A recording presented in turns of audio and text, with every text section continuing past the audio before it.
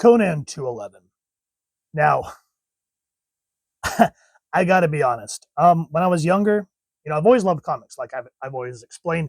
However, there was a time when I would see these type of books and I went, there's no way I'll ever read a Conan book. That's got to be so boring. It's not Batman. It's not the X-Men. It's not Captain America. I wish, with that said, man, do I wish that I could go back in time and slap myself and be like, don't be such a Philistine and just enjoy the damn book. I've said this story before, but when I first moved to where I am now, we went to this community yard sale, found a bunch of Conan, and man, have I just been in love with each issue that I've been digging. It breaks my little heart that there wasn't any more Red Sonja. That would have been just kind of a little chef's kiss. Unfortunately, whoever had these did not care for them, and that breaks my heart. So I may have to eventually try to trade up this issue. Speaking of, is Conan 211 awesome? Hell yeah! So let's dive in and talk about Narrow House. The print date on this was hold on, October 1988, I think. God, that print is tiny. I need to start getting some glasses. My goodness. This is something I didn't know, and I didn't realize that this individual had been in the game this long. The script was written by James Owsley and Val Semeiks, and then he also did the pencils. But James Owsley, I was kind of looking, I was like, I've never heard that name before. So I clicked on it on the Marvel Wiki. This was the pen name for Christopher Priest back in the day. So for those of you that read a lot of modern DC, like Deathstroke, and you read Christopher Priest, he is also James Owsley. So as the NBC, I think it was NBC, used to say, the more you know with the rainbow. Ding, ding, ding. Now, this is some great Viking reading. I am more than likely going to slaughter every single one of these names. So I give you all carte blanche to make fun of me down in the comments as we go through this. The Eliogolfin Mountains, north of Cimmeria. It is the 16th winter of Conan's youth. His red-bearded antagonists belong to the Vantir, raided party who attacked his Cimmerian brother's village days before. I just love the way they're circled, getting ready to battle, blood dripping from Conan's sword. Beautiful composition. Speaking of, let's finish what we were just talking about. Val Semeiks pencils, George Roussos doing the colors, Matt Redding, managing editor, Alfredo Alcala doing the inks, Don Daly was the editor, Janice Chiang doing the lettering, and Tom DeFalco, editor-in-chief. I just miss this handmade artwork, guys. Do I miss this? I mean, look at the way this sword breaks through the shield. And yes, there are modern art in comics that look good, but man, he is just a boy. The Vanir are seasoned warriors. The Vanir mean to slay him, as they slew all the Cimmerians in the border village. As they slew all the women, all the children, they laugh at Conan's bravado. 'Tis a mistake they'll not live to regret. Stand still, blast you! All right, Vanir.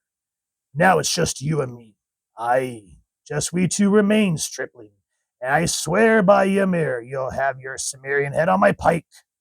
Come then, Redbeard. If death be my reward, today I welcome it. Now is come to a quietness after the battle.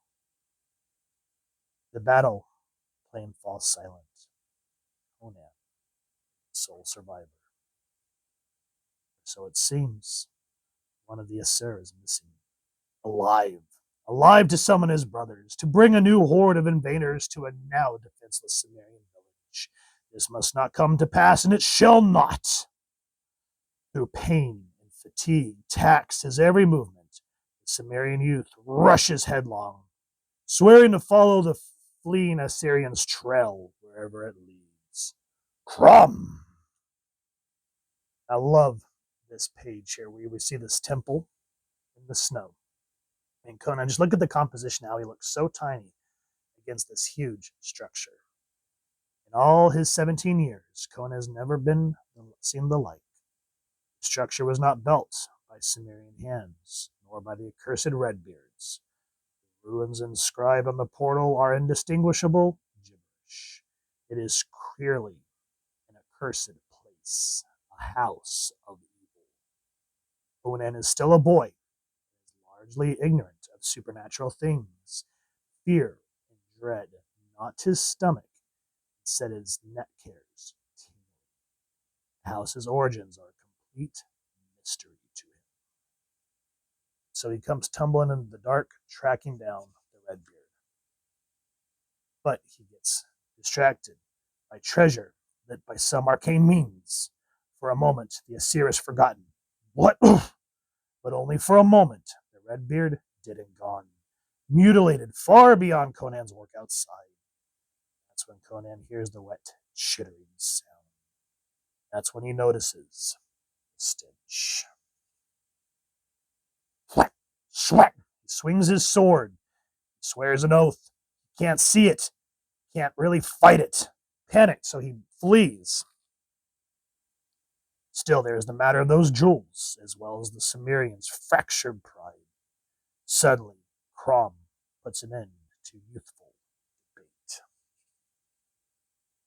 debate. Another beautiful page. Gorgeous composition as he runs from this avalanche.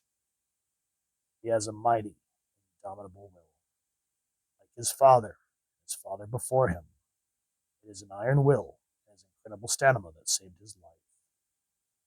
The house is gone. He should be grateful. Instead, he feels cheated.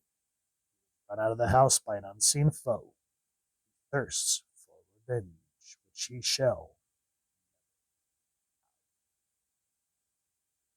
And we go about 20 years into the future.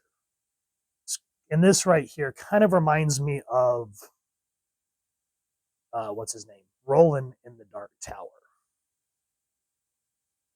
Finally, barren plateaus give way to arid sand dunes. It will be several days before he arrives at an oasis. The arduous task looming before him greets his determined bravado with pale indifference. This desert is a killer. No sane man would dare challenge it single-handedly. Conan busts himself by counting the money he'll make in Tehran. But before he can really finish his musings, he has to outrun a dirt storm. And so this story is essentially kind of like a third person